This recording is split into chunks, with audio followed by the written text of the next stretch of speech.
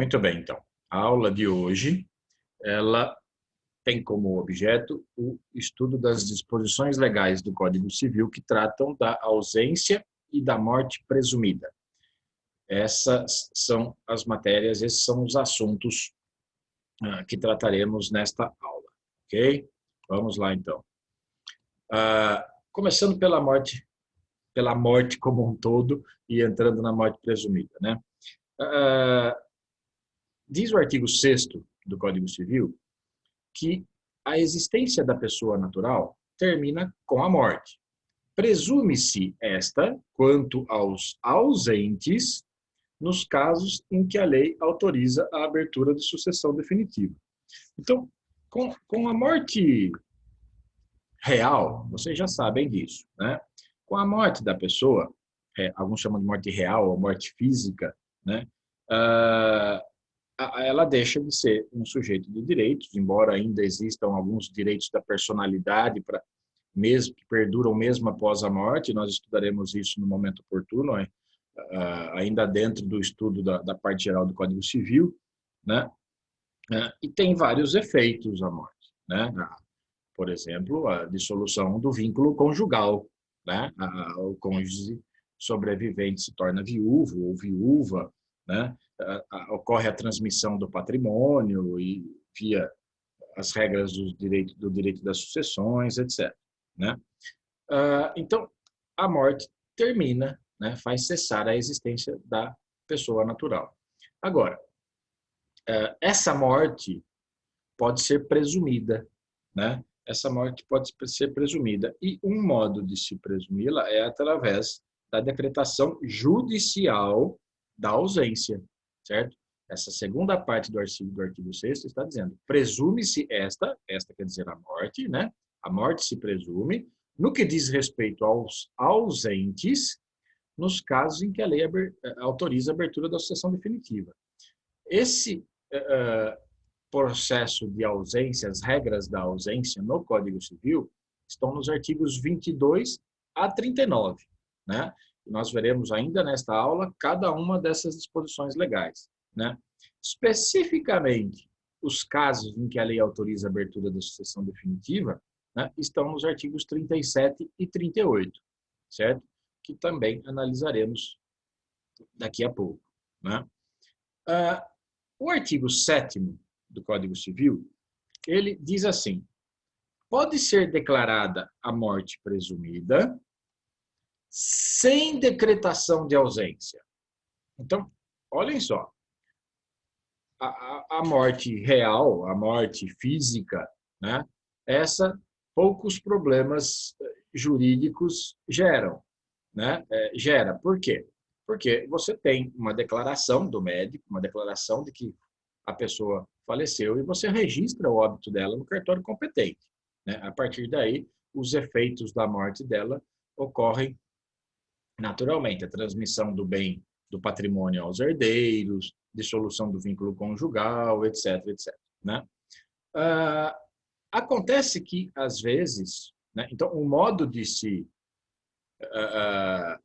quando não há o corpo, né?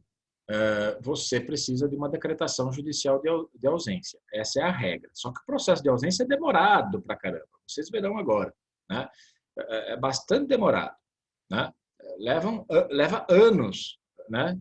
E há casos que estão aí no artigo 7º em que é possível declarar a morte presumida, também precisa ser judicial também. Assim como o processo de ausência é judicial, tá?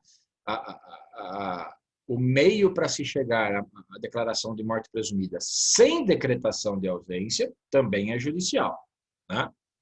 Então, há casos em que a lei dispensa esse processo demorado de ausência, né?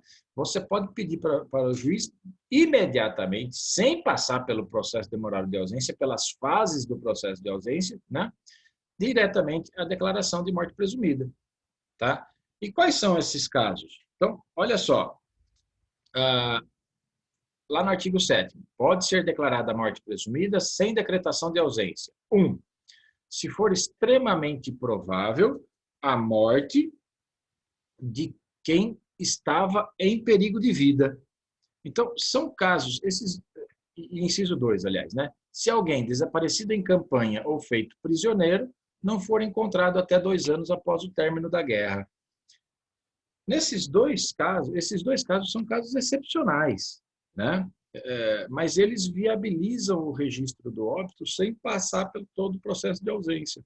Mas ainda assim é preciso demonstrar judicialmente, né, a presença desses fatos, né? Então, imagine, por exemplo, nós temos casos recentes interessantes, né? Interessantes e trágicos, né?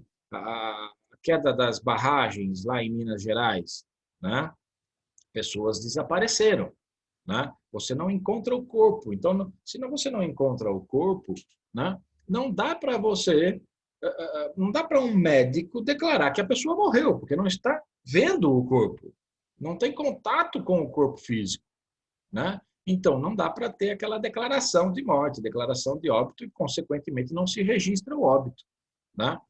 Agora, a regra seria, segundo lá o artigo 6º, vamos passar pelo processo de ausência. Só que o artigo 7º, como eu já disse, abre exceções a essa regra, né? Dá para ir direto para a declaração judicial de morte presumida sem decretação de ausência, né? Por exemplo, se for extremamente provável a morte de quem estava em perigo de vida. Então, o que você precisa demonstrar, por exemplo, para num caso em que aquela pessoa sumiu, estava trabalhando lá na barragem em Minas Gerais, né? Primeiro, que ela estava lá, né? E segundo, que ela realmente que o evento realmente aconteceu. Percebam até que não são coisas difíceis, não são fatos difíceis de provar nesse caso específico, né? A queda de avião. O Ulisses Guimarães, por exemplo, né? Que foi um deputado brasileiro, né? Alguém viu o velório de Ulisses Guimarães? Não, né? Se não me engano, tentando lembrar aqui, ele estava num helicóptero e o helicóptero caiu no mar, na serra, e não se encontrou o corpo até hoje, né?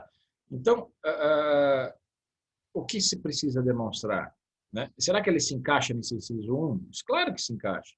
Era extremamente provável a morte dele, né? Porque ele se encontrava em perigo de vida. Como perigo de vida? Ele estava num helicóptero que caiu, né?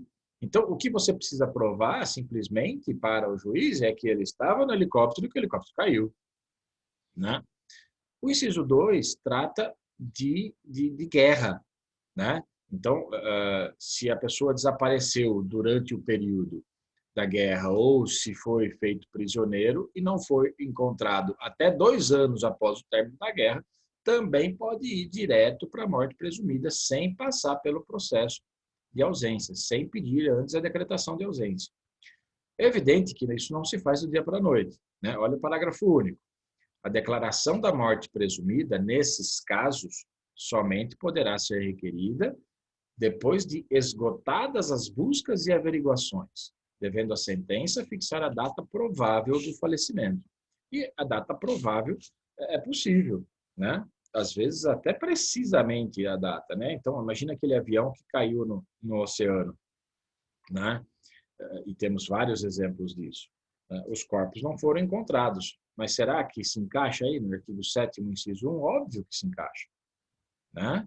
E a data provável do falecimento é justamente a data em que o avião caiu, em que se tem notícia da queda dele, né?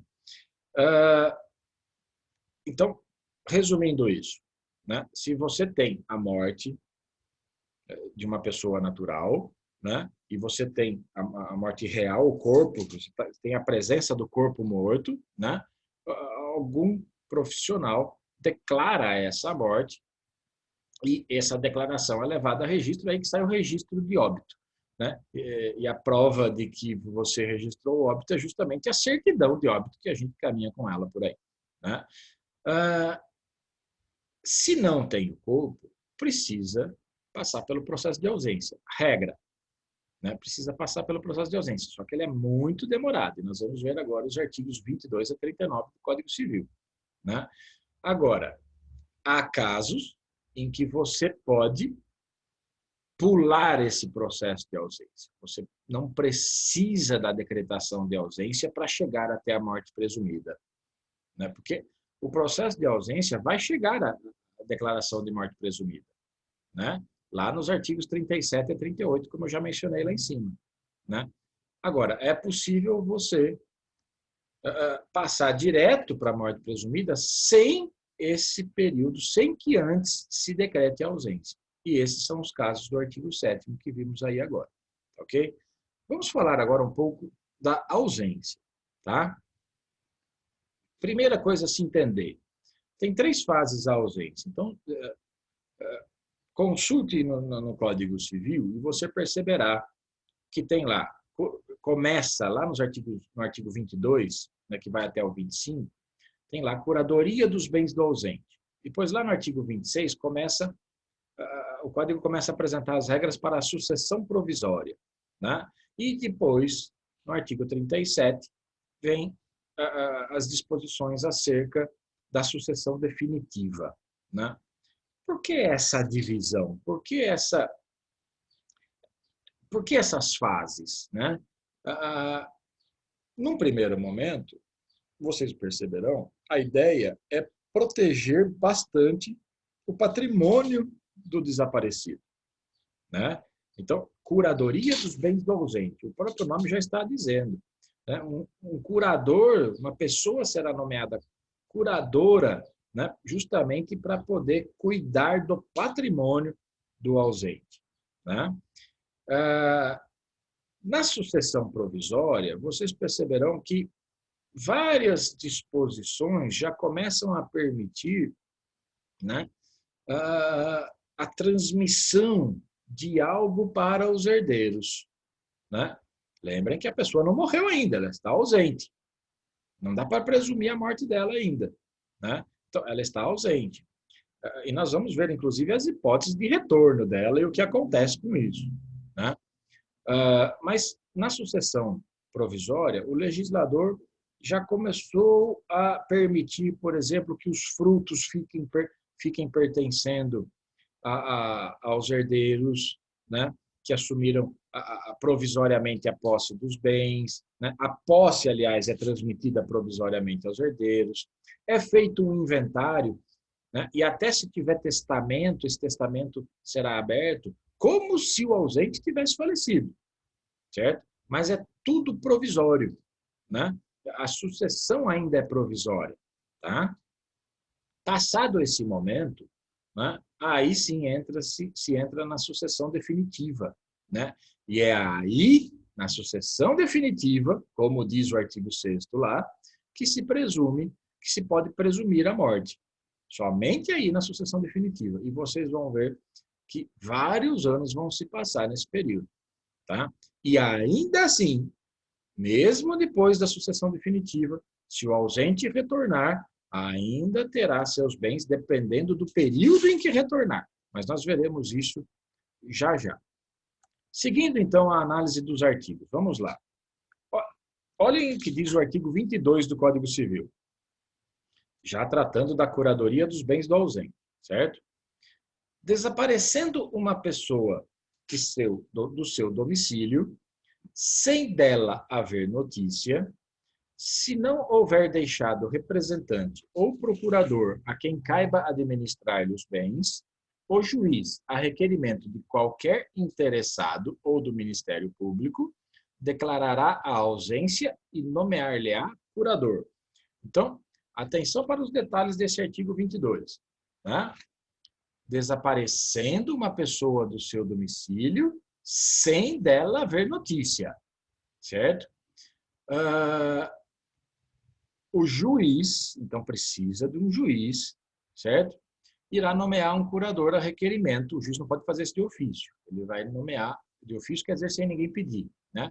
Ele vai nomear um curador a requerimento de qualquer interessado ou do próprio Ministério Público, né? Então, daí você tira como que se chega a essa ausência. Então, é a não presença, a falta de notícias e uma decisão judicial. Pronto. Então, você aí está diante da ausência, né? Então, reiterando, né? Ao se verificar que uma pessoa desapareceu do seu domicílio, né, dela não tendo notícia, é importante a ausência de notícia, certo?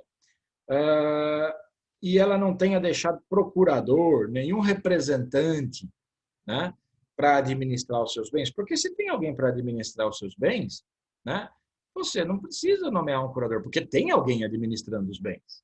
E a ideia da nomeação, o objetivo da nomeação de um curador é justamente cuidar do patrimônio, né? Então, aí, nestes casos, né, qualquer interessado, e aí pode ser parente ou não parente esse interessado, né? Ou até mesmo o Ministério Público, quando requerer essa ausência, quando requerer essa declaração ao juiz, o juiz vai declarar ausente a pessoa desaparecida, né, e vai nomear-lhe um curador, né? E, repito, o objetivo, a meta desse curador é justamente administrar o patrimônio do ausente, né, preservando, conservando, resguardando esse patrimônio, né?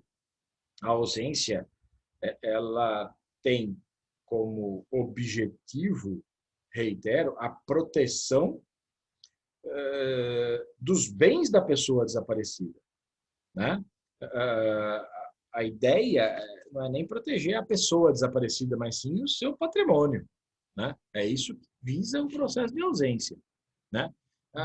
Proteger o patrimônio porque essa pessoa ainda pode voltar.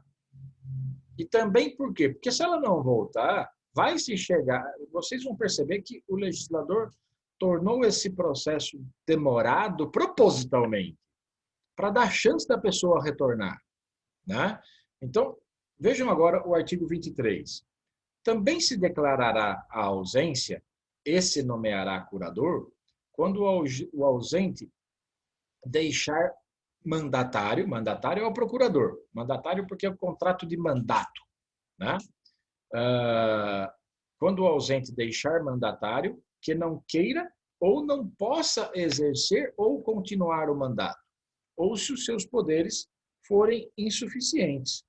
Então, o que acontece aí nesse artigo 23 é o seguinte, lá no 22 diz que se deixou procurador, a princípio não precisa declarar ausência, nem nomear curador, porque tem um procurador para administrar os bens, certo? Só que vem o artigo seguinte e fala assim, mesmo o ausente tendo deixado, o desaparecido tendo deixado um procurador, né? Caso esse procurador, esse mandatário, como ele diz aí, né, não queira ou não possa exercer ou continuar exercendo o mandato, né, ou os seus poderes forem insuficientes, então, mesmo deixando o procurador, nesses casos, o juiz vai nomear um curador, né? Então, a declaração de ausência e a nomeação de curador, né, para cuidar dos bens de um ausente, ela pode ocorrer mesmo que se tenha deixado procurador, tá? Imagine que esse procurador se recuse a administrar o patrimônio, né? Ele pode fazer isso, né? Não quero ser procurador do fulano de tal, né? Imagina que ele não possa exercer o mandato ou continuar exercendo o mandato. E aí podem ter N motivos, né? Imagine que ele não tenha poderes suficientes. Então, se eu nomeei você, meu procurador ou minha procuradora, né, para receber minha aposentadoria junto à agência bancária tal, né? E deixei uma procuração só para isso. Tá, você é meu procurador, mas essa procuração não lhe dá poderes para administrar todo o meu patrimônio. Então, os poderes que eu deixei para você são insuficientes para representar e para cuidar e tentar conservar todo o meu patrimônio, né? Então, nesses casos, também se nomeará curador, né? Pode, por exemplo, eu ter deixado procurador, mas uma procuração com prazo e o prazo se esgotou. Então, também vai nomear curador nesses casos, mesmo tendo deixado procurador, né? O procurador, como eu já disse, pode renunciar, ele pode dizer, não quero continuar sendo procurador dessa pessoa, né? Às vezes o procurador morreu, Às vezes o procurador se tornou incapaz, foi interditado, por exemplo, né? Enfim, como nesses casos o ausente fica sem representante para cuidar do seu patrimônio, né? Faz-se necessário, então, que se nomeie um curador para administrar os seus interesses, tá? O artigo 24, né, diz que o juiz que nomear o curador fixar-lhe-á os poderes e obrigações, conforme as circunstâncias, observando, no que for aplicável, o disposto a respeito dos tutores e curadores, né? Esse disposto a respeito dos tutores e curadores está lá no Código Civil, nos artigos 1728 a 1783, né? Quem, então, vai fixar o que o curador pode fazer, o que ele não pode fazer, é o juiz, de acordo com a análise do caso concreto, perceberam? Conforme as circunstâncias. Depende do patrimônio do ausente, né? Depende da natureza desse patrimônio, são bens móveis, são imóveis, né? O curador, então, do ausente, uma vez nomeado judicialmente pelo, né, evidentemente pelo juiz, né, ele tem seus poderes, né, seus deveres, né, suas obrigações estabelecidas pelo juiz. E repito, de acordo, utilizando os termos do Código do artigo 24 aí, conforme as circunstâncias do caso, né? Então, é o juiz que, nesse momento em que nomeia o curador, né, vai descrever minuciosamente quais providências devem ser tomadas, quais atividades devem ser realizadas, se ele deve prestar contas ou não. E tudo isso você encontra detalhes sobre isso lá quando o Código Civil trata dos tutores e curadores, né? Então, se precisa prestar contas ou não, com que periodicidade precisa prestar contas e assim por diante, tá? Já o artigo 25, nós vimos que precisa nomear um curador, né? E o artigo 25, ele traz as pessoas que têm preferência nessa nomeação, né? Preferência para figurarem como curadora da pessoa ausente. Então, olha o que ele diz. O cônjuge do ausente, sempre que não esteja separado judicialmente, e quando está escrito aí cônjuge, dá para se ler também cônjuge ou companheiro, tá? Embora não esteja expresso, essa é a interpretação que eu faço aí, cônjuge ou companheiro, sejam pessoas casadas ou vivendo em união estável, né? O cônjuge do ausente, sempre que não esteja separado judicialmente ou, de fato, por mais de 2 anos antes da declaração de ausência, né, da ausência, será o seu legítimo curador. Em falta do cônjuge, a curadoria dos bens do ausente incumbe aos pais. Atenção, porque está escrito aí pais e não ascendentes, certo? Então, ascendente seria pai, avô, bisavô, trisavô, etc. Né? Não, está dito pais, né? Então, se não tiver cônjuge, aí a curadoria incumbe aos pais ou aos descendentes, nesta ordem. Atenção para isso, né? Então, não tem cônjuge ou companheiro? Pais. Não tem pais, né? E às vezes tem, mas não são capazes de exercer o cargo, né? Então, tenho pais, mas são interditados, né? Estão doentes, enfim, né? Ou aos descendentes, então, nesta ordem, certo? Aí descendentes, aí sim, filho, neto, bisneto, né? Desde que, obviamente, como diz a parte final do parágrafo 1º, não havendo impedimento que os iniba de exercer o cargo, né? Então, se você pega os descendentes, por exemplo, são todos menores de idade, é um impedimento. Você não pode nomear alguém que ainda não atingiu a maioridade, que ainda não está plenamente apto para os atos da vida civil, para exercer a curadoria dos bens do ausente, né? E às vezes até é maior de idade, mas é um pródigo, por exemplo, interditado, também não pode, né? O parágrafo 2º diz que entre os descendentes, os mais próximos precedem os mais remotos. Por exemplo, filho tem preferência em relação ao neto, tá? É isso que está dizendo o parágrafo 2º. E o parágrafo 3º diz: na falta das pessoas mencionadas, compete ao juiz a escolha do curador, né? Então, aí, no parágrafo 3º, imagine que não, o cônjuge e o companheiro não têm ou não podem exercer o cargo, os pais também não, nem descendentes, né? Então, aí o juiz escolhe alguém da sua confiança para exercer a curadoria, tá bom? Seguindo agora para a sucessão provisória, certo? Vamos entrar no assunto da sucessão provisória. Diz o artigo 26. Decorrido um ano da arrecadação dos bens do ausente, ou se ele deixou o representante ou procurador em se passando 3 anos, poderão os interessados requerer que se declare a ausência e se abra provisoriamente a sucessão. Então, esse artigo 26 está permitindo a abertura da sucessão provisória, perceberam? Né? Observem que a fase da curadoria dos bens do ausente, a princípio, né, ela perdura por um ano. Né? E nesse período, né, o juiz ordena a publicação de editais, eles são publicados 2 em 2 meses, por isso que eu mencionei aí o Código de Processo Civil no artigo 745. Né? Lá está escrito, feita a arrecadação, gente, nada mais é do que a descrição dos bens, a identificação dos bens que compõem o patrimônio da pessoa ausente, né? A minuciosa descrição, né? Olha, ele tem dinheiro em banco, ele tem casa, ele tem bens móveis, ele tem isso, tem aquilo, etc. Né? Arrecadados esses bens, né? Então, depois disso, diz lá no artigo 745 do Código de Processo Civil, né? Que feita a arrecadação, o juiz mandará publicar editais na rede mundial de computadores, né? Na internet, lá no site do tribunal, né? A que o juiz estiver vinculado, né? E também na plataforma de editais do CNJ, do Conselho Nacional de Justiça. Esse edital permanece lá por um ano, certo?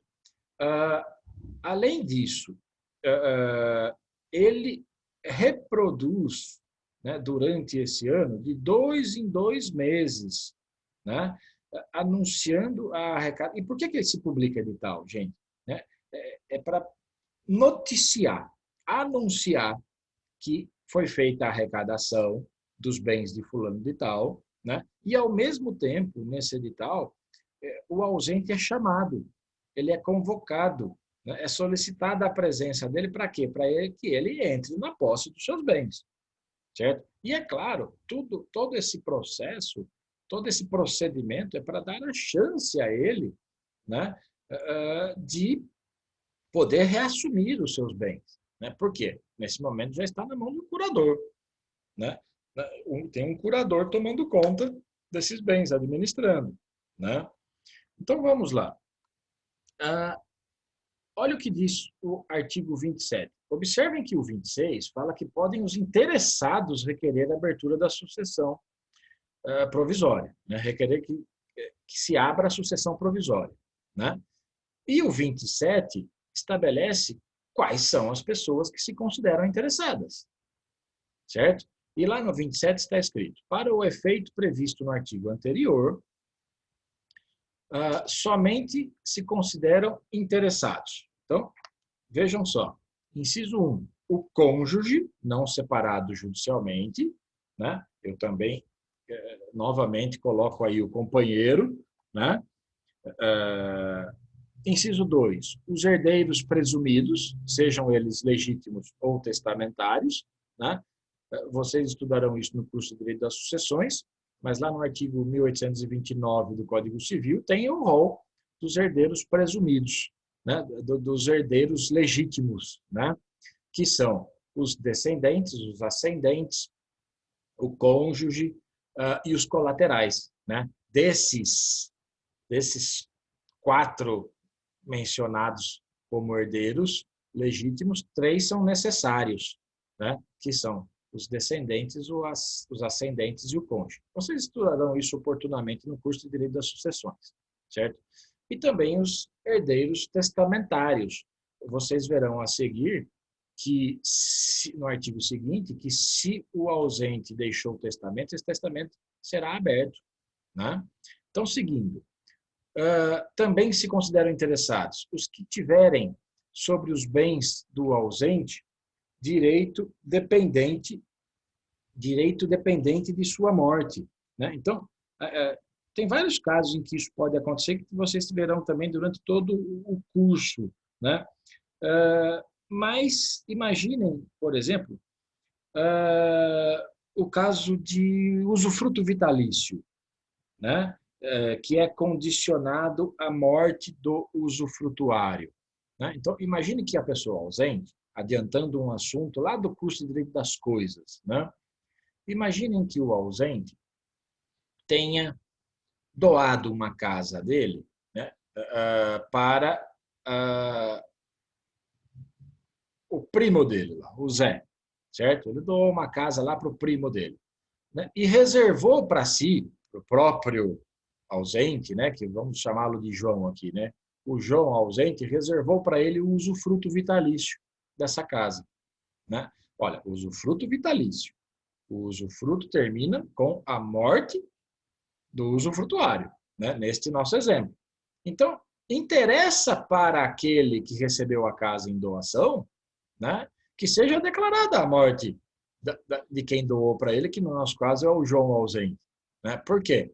Porque, né, quando for declarada a morte do usufrutuário, a propriedade irá se consolidar nas mãos do até então chamado proprietário, né? E ele passará a ser o proprietário pleno da propriedade. Não tem mais usufrutuário sobre o imóvel que lhe pertence, né? Então, não deixa de ser um direito que depende da morte do ausente, né? Ainda sobre isso, né? Imaginem, por exemplo, que o ausente faça parte de uma sociedade, vai, e que o estatuto ou o contrato social dessa pessoa jurídica tenha a previsão de que, com o falecimento de um dos sócios, as suas cotas são transmitidas automaticamente aos sócios sobreviventes. Então, todos os sócios aí, por exemplo, teriam legitimidade, teriam interesse, né, na declaração da morte do ausente, né? A pólice de seguro de vida, por exemplo, os beneficiários de uma pólice de seguro de vida também teriam interesse, né? E assim por diante. São vários exemplos que surgem.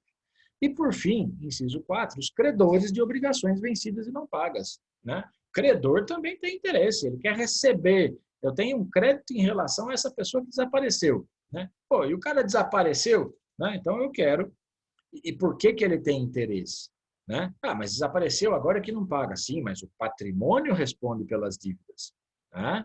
Uma vez demonstrada a existência mesmo da dívida e o seu não pagamento, né? Pronto, então basta você propor as ações competentes para poder penhorar, por exemplo, o patrimônio do devedor, né?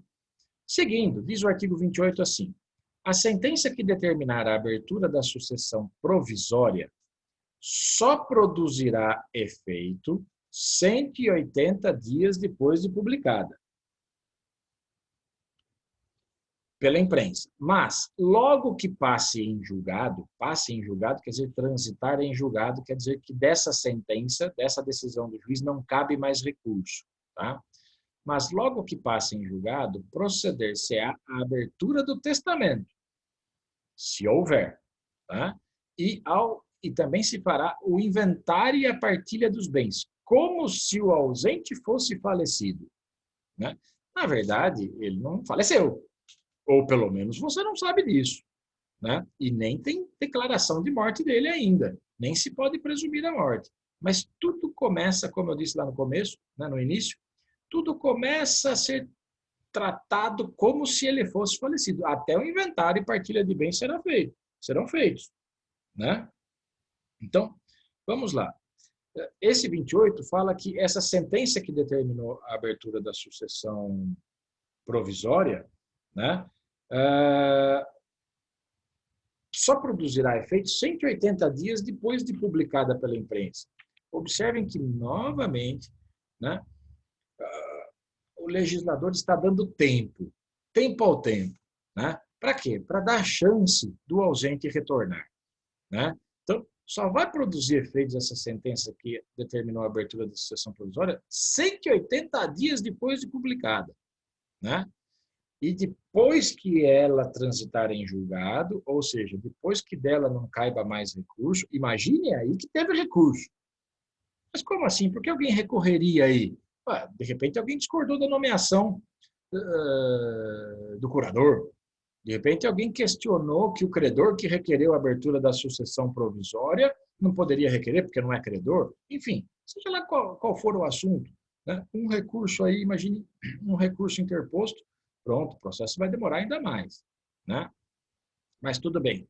Esse prazo de 180 dias para produzir efeito novamente uma tentativa que o legislador está encontrando ou encontrou, né, para poder dar chance do ausente reaparecer, né?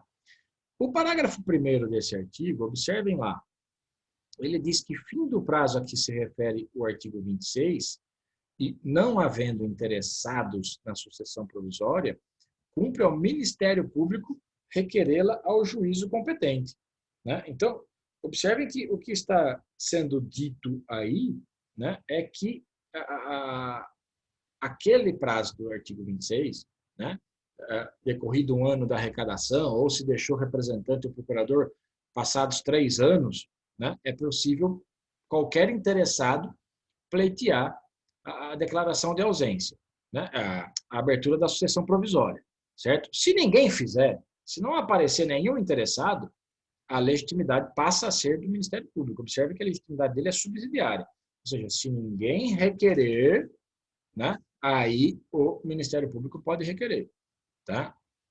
E, por fim, no parágrafo 2º, diz que não comparecendo herdeiro ou interessado para requerer o inventário até 30 dias depois de passar em julgado a sentença que mandar abrir a sucessão provisória, né? Então, depois que o juiz decidiu abrir a sucessão provisória, publicou a sentença, ela produz efeitos 180 dias depois. Aí ela transita em julgado, ou seja, não cabe mais recurso dela, né? Passa o prazo para quem discordar dessa decisão recorrer, né? Então, transitou em julgado, né? Se nos 30 dias seguintes ninguém requerer a abertura da sucessão, ninguém requerer o inventário dos bens, né? Então, aí diz o parágrafo 2º que a arrecadação dos bens do ausente será feita pela forma estabelecida nos artigos 1819 a 1823. Esses artigos são os que tratam, lá no direito das sucessões, né, da herança jacente. Herança jacente é aquela que está, digamos assim, caminhando para ser do Estado, certo? Para ser do Estado, porque não apareceu nenhum interessado em promover o inventário. E o ausente tem patrimônio, então esses bens podem acabar lá nas mãos do Estado, tá? Seguindo com as regras da sucessão provisória ainda, né? Diz lá que antes da partilha, o juiz, quando julgar conveniente, ordenará a conversão dos bens móveis sujeitos à deterioração ou a extravio em imóveis ou em títulos garantidos pela União, né? Então, o que esse artigo está dizendo agora, e a partir daí o que ele começa a fazer, é assim, tá, o que fazer com os bens, então, né? Tem algumas providências que podem ser tomadas, então o legislador fez essas previsões, né? E diz lá, a ideia, né, desse 29 é garantir a devolução dos bens para o ausente quando ele retornar, quando da sua volta, né? Então, o que o juiz pode fazer antes de partilhar esses bens entre os herdeiros, entre os sucessores, né, é, por exemplo, se nesse patrimônio tiver alguns bens móveis, atenção, hein, bens móveis, né, que possam se deteriorar ou possam se perder por conta da sua natureza, né, então ele vai determinar que esses bens sejam vendidos, né, aí está escrito convertidos em imóveis, né, mas para converter você precisa vender, provavelmente ele vai exigir que isso seja feito em asta pública, né? Ou não, na verdade depende da natureza, mas seria o meio mais correto, né? E que o produto, ou seja, o dinheiro obtido com essa venda, seja utilizado para a aquisição de bens imóveis. Né? Nem sempre isso é possível, porque às vezes o valor não alcança, não é suficiente para comprar bens imóveis ou um bem imóvel. Né? E aí também há a possibilidade, então, de você utilizar esse dinheiro para, ou converter isso em títulos garantidos pela União.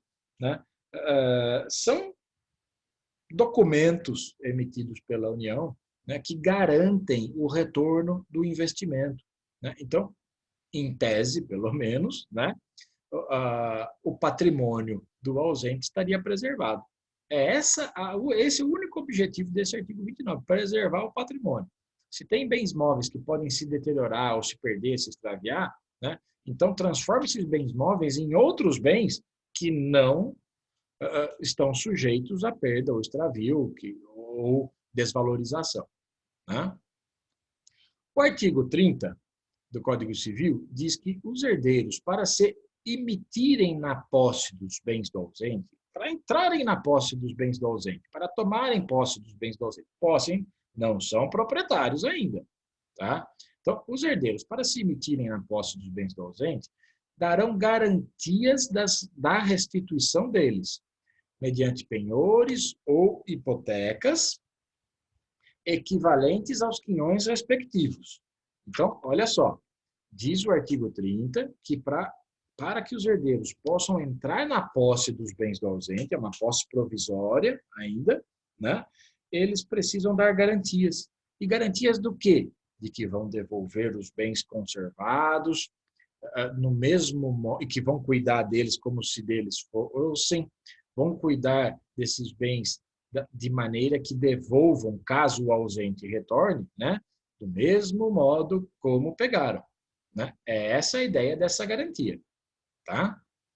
E isso pode ser feito mediante penhor ou hipoteca, que são duas espécies de direitos reais de garantia previstos no Código Civil. Né? Em regra, por exemplo, vocês verão isso no curso de Direito das Coisas, em regra, o penhor tem por objeto bens móveis, em regra. E a hipoteca, em regra, também tem por objeto bens imóveis. Né? Em regra, há exceções, tá? Mas não vem ao caso agora. Agora, vejam só, olha o que diz o parágrafo 1º. Sobre essa posse aí, o que é importante mencionar? Ó,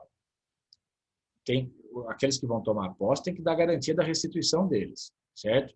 E essa posse, né, diz o artigo 32 acerca dela, né, que empossados nos bens, os sucessores provisórios ficarão representando ativa e passivamente o ausente, de modo que contra ele correrão as ações pendentes e as que de futuro aquele forem movidas.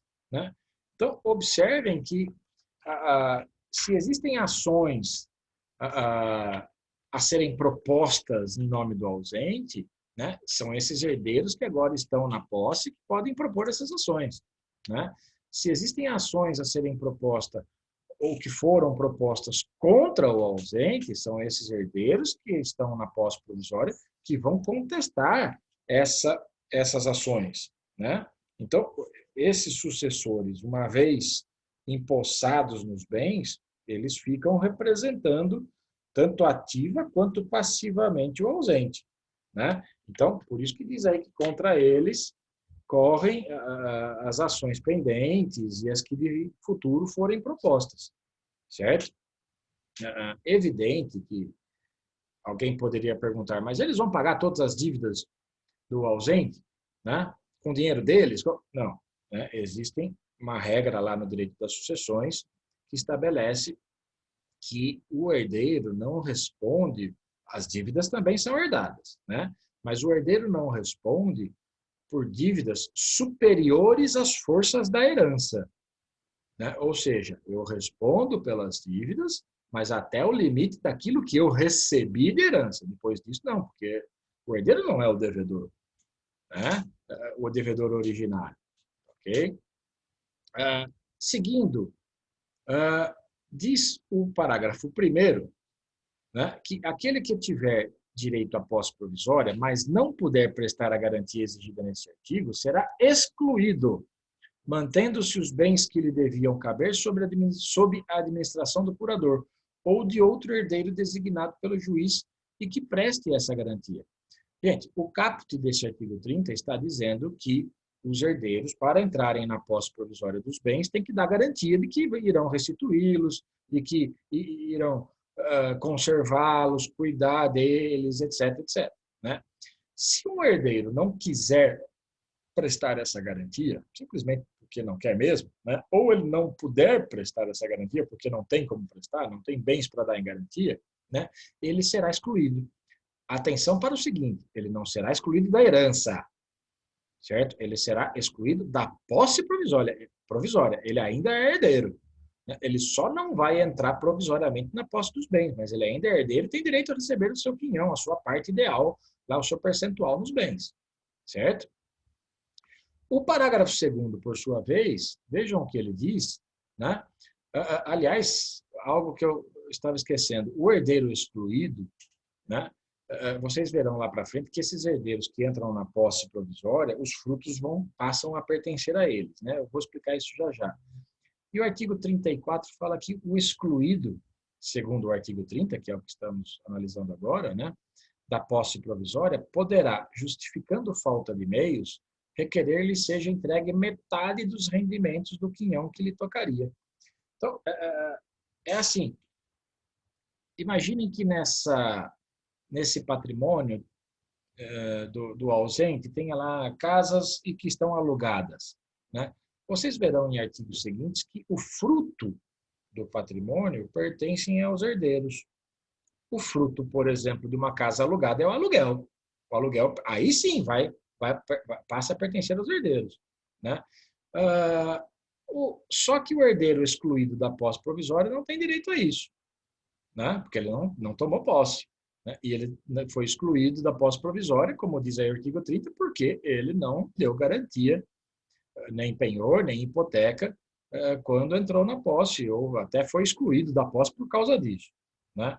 Então, esse artigo 34, ele está dizendo, caricaturizando um pouco, né, que esse herdeiro excluído da posse pode ir até perante o juiz e chorar um pouco, falar, juiz, eu não tenho condições, eu preciso sobreviver, né? Eu preciso do mínimo para minha subsistência, e isso está faltando.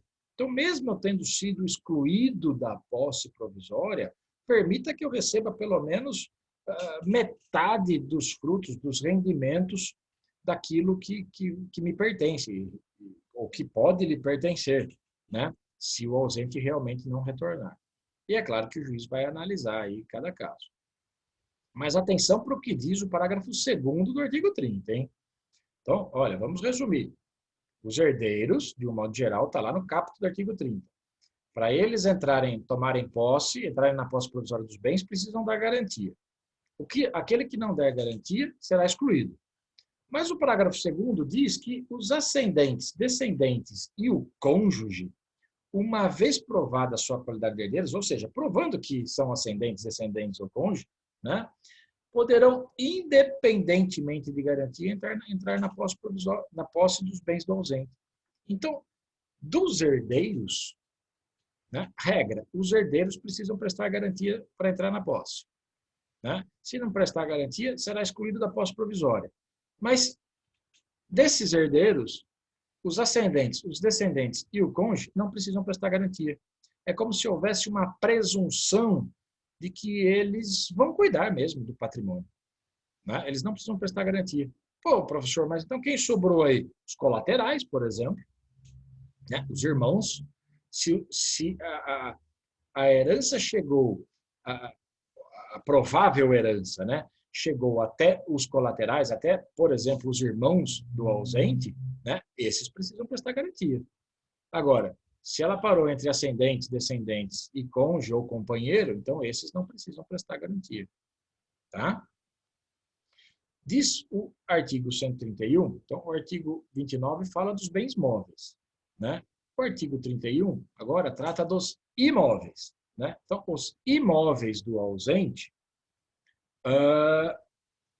só se poderão alienar, não sendo por desapropriação ou hipotecar, quando o ordene o juiz, para lhes evitar a ruína.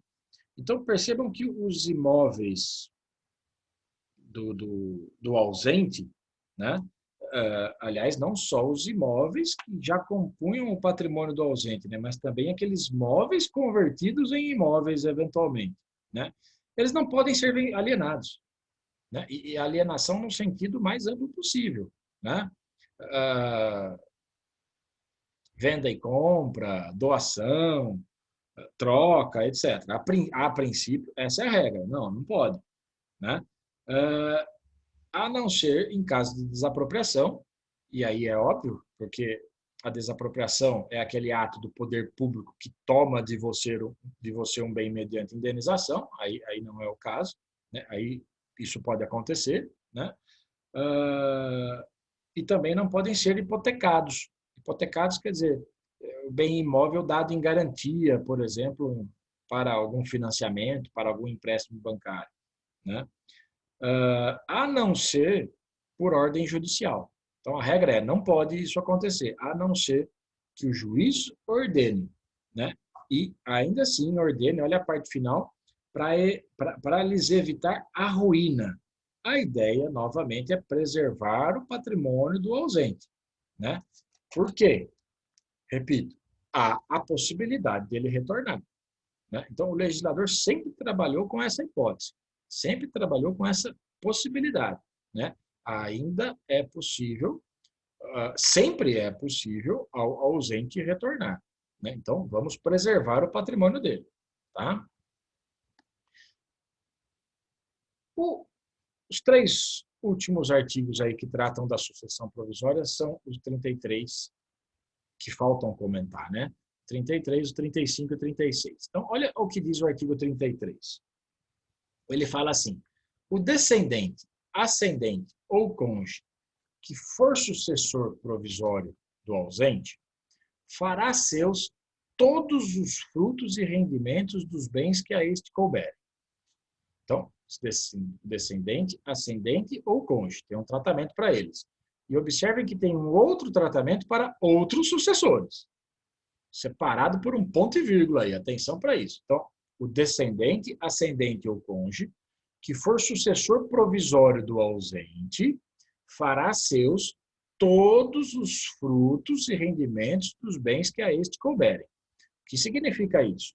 Lembrem da casa alugada que eu mencionei lá, né?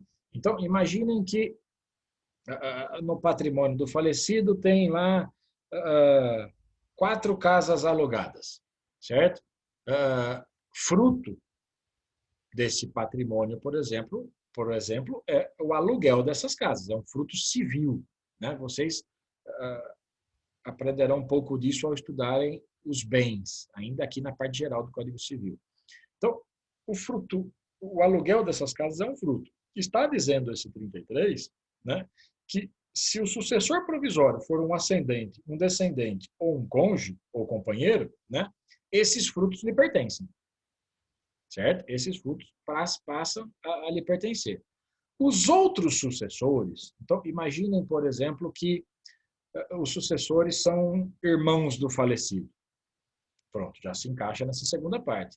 Imaginem que quando abriram o inventário e o testamento do ausente, né, encontraram lá no testamento que ele deixou uma casa para o Zé, que é um grande amigo dele, dono do bar da esquina, porque dava cachaça de graça para ele no tempo que ele fazia faculdade, né? Então, o Zé também encaixa aí, outro sucessor, né? Porque o Zé não é parente dele, não é nada, é só um amigo. Enfim, esses outros sucessores deverão capitalizar metade desses frutos e rendimentos, segundo o disposto no artigo 29. Lembrando o que diz o 29, é aquele que diz que deve adquirir bens móveis com o rendimento, né?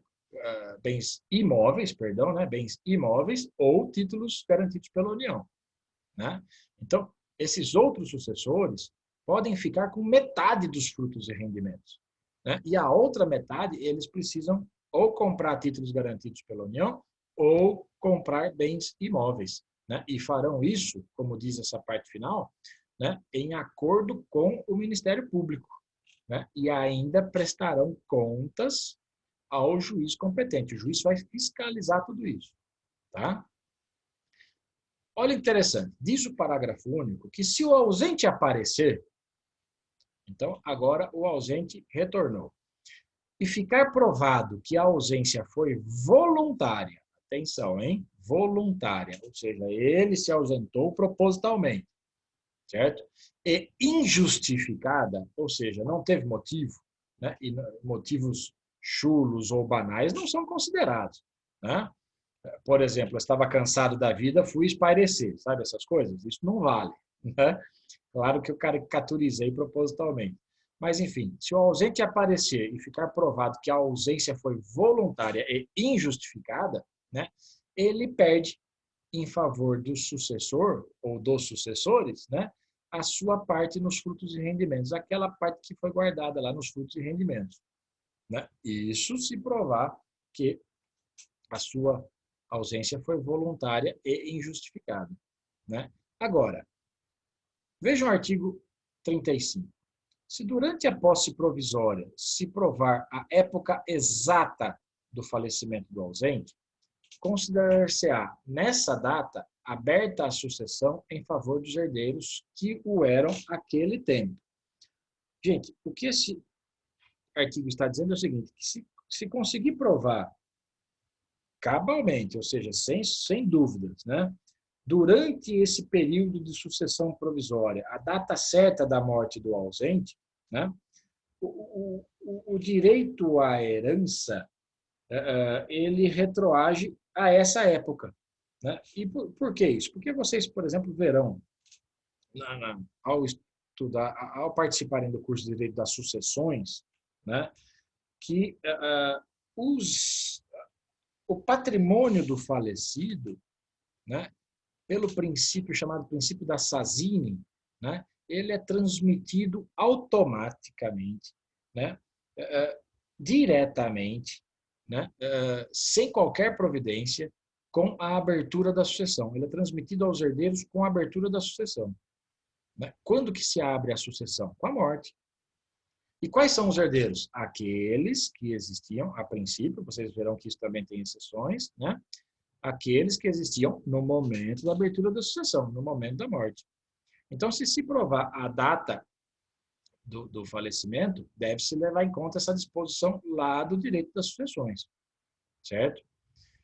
E, por fim, diz o artigo 36, que se o ausente aparecer ou se lhe provar a existência, porque às vezes ele não retorna, mas prova a existência. Ele manda notícias, por exemplo, né? Ou você... aliás, isso aconteceu, hein, de verdade. Ou você o encontra na TV, né? Então, se ele aparecer ou se lhe provar a existência, depois de estabelecida a posse provisória, cessarão para logo as vantagens dos sucessores nela emitidos, ficando, todavia, obrigados a tomar as medidas assecuratórias, quer dizer, medidas protetoras, precisas, até a entrega dos bens a seu dono.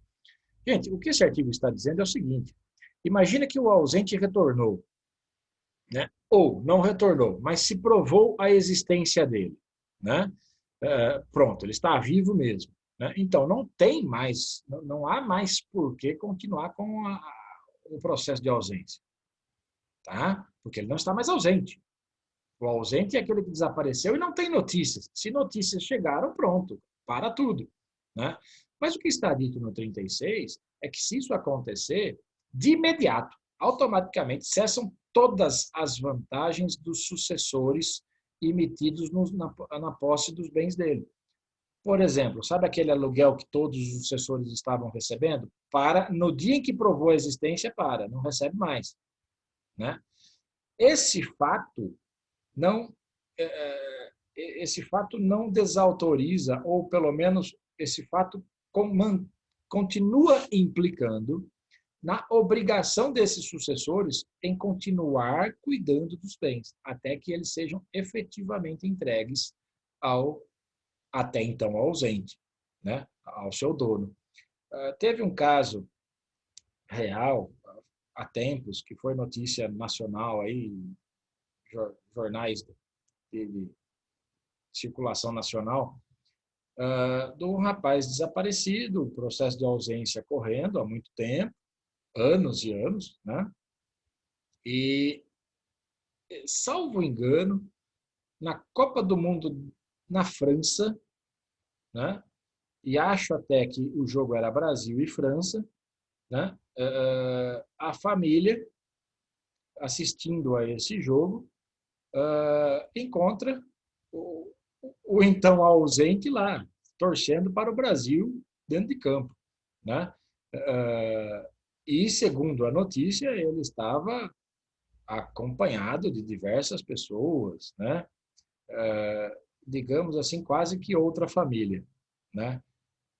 Imagine esse processo de ausência. O que teria que acontecer? Param de imediato todas as vantagens, cessam de imediato todas as vantagens dos sucessores, né?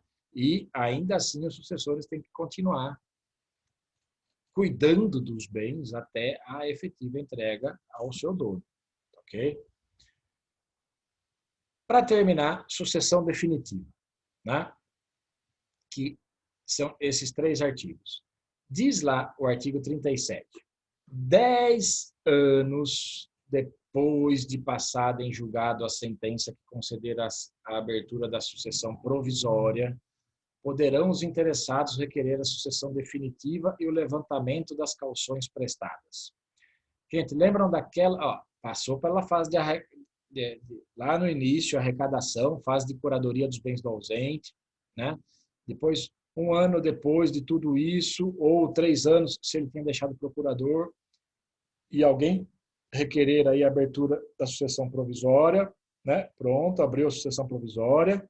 Dessa sentença, essa decisão que abriu a sucessão provisória, só produz efeitos, né, 180 dias depois de publicada, né? Depois que transitou em julgado, ou seja, que dela não caiba mais recurso, e pode levar bastante tempo isso, né?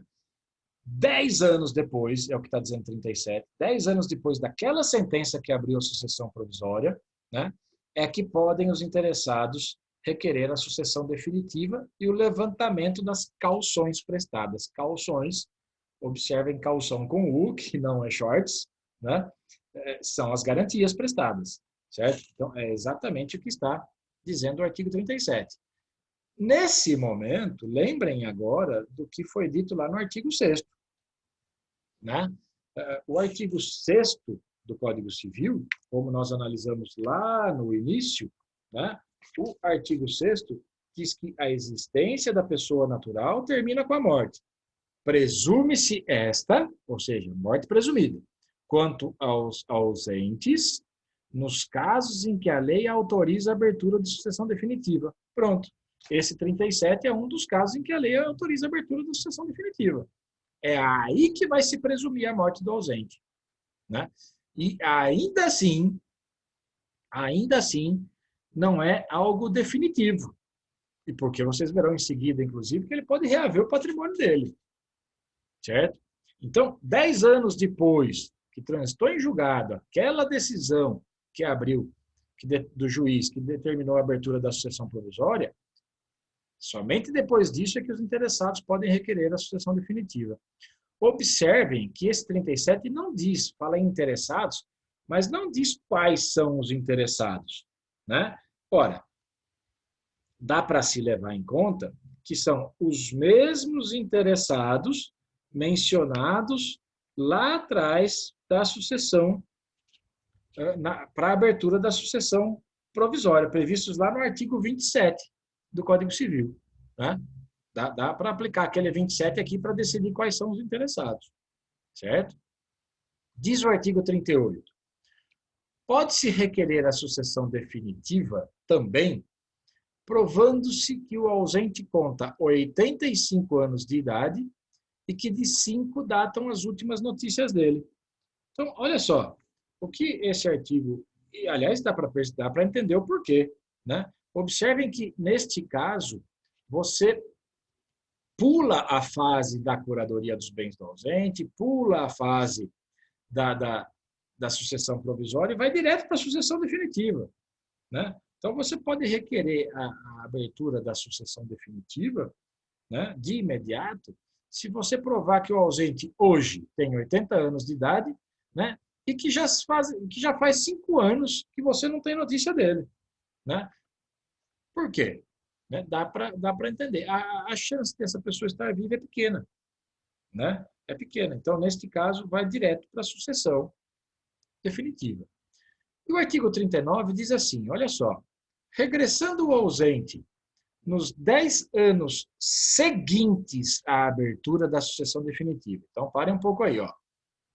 O 37 lá em cima diz que 10 anos depois de transitado em julgado a sentença que abriu a sucessão provisória, pode alguém requerer a sucessão definitiva, certo? Beleza, requereram a sucessão definitiva. Está dizendo o 39 agora. 10 anos, depois que requereu a sucessão definitiva, conta 10 anos dessa abertura da sucessão definitiva, aliás, né? Conta 10 anos do momento em que se abriu a sucessão definitiva. Agora vamos ler o 39. Se o ausente regressar dentro desses 10 anos, depois que abriu a sucessão definitiva, né? Ou pode acontecer aí também de um descendente ou ascendente aparecer somente nesse momento, né? Eles, então, ó, o ausente retornou agora dentro desses 10 anos, né? Ele vai receber, né? Ele vai haver para si, né? Só os bens existentes no estado em que se acharem. Mas ele vai pegar os bens, perceberam? Né? Os subrogados em seu lugar, ou seja, os substituídos. Vendi um e comprei outro, né? Vendi os bens móveis e converti em imóveis, por exemplo, né? Ele vai pegar os subrogados, né? Ou o preço que os herdeiros e demais interessados houverem recebido pelos bens alienados depois daquele tempo. Então, alguns bens foram alienados? Sim, então preserva o terceiro, né? O terceiro lá de boa-fé preserva. Ele comprou, né? Mas o ausente que retornou pode reaver dos herdeiros o preço que eles receberam, né? Mas, professor, e se ele não retornar dentro desses 10 anos seguintes à abertura da sucessão definitiva? Aí, vamos supor que ele retorne depois, né? É claro que os efeitos pessoais do seu retorno vão ocorrer naturalmente, né? Ele vai deixar de ser declarado morto, né? Os efeitos pessoais vão retornar normalmente. Agora, os efeitos patrimoniais econômicos não. Se ele retornar depois desses 10 anos seguintes à abertura da sucessão definitiva, ele não mais vai reaver o seu patrimônio. Aí já é definitivamente dos seus sucessores, tá? Do mesmo modo, diz o parágrafo único, que se nesses 10 anos a que se refere esse artigo o ausente não regressar, né, e nenhum interessado a promover a sucessão definitiva, esses bens passam ao domínio do Estado, né? É o que está dizendo esse parágrafo único do artigo 39. Ok? Esses foram alguns comentários, breves comentários sobre os dispositivos legais contidos no Código Civil, que tratam da ausência e da morte presumida. Essa foi a aula de hoje, ok?